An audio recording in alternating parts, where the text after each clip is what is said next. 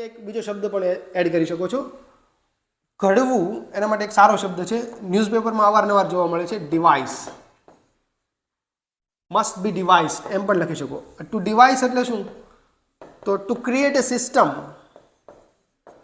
To create a system, to create a method, એક system બનાવી અને ડિવાઇસ કર્યું કહેવાય.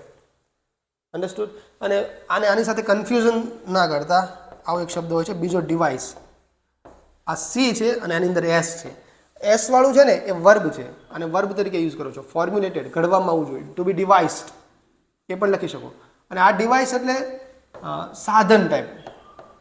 ઓકે, આ માઉસ છે, mouse, this is A mouse. Okay, તો આ શું છે? આ ડિવાઇસ છે વિથ સી, અને ડિવાઇસ વિથ એસ, તો એ એક વર્બ બને છે. એનો મતલબ થાય છે ટુ ક્રિએટ એ સિસ્ટમ, એક સિસ્ટમ બનાવી, ફોર્મ્યુલેટ કરવું.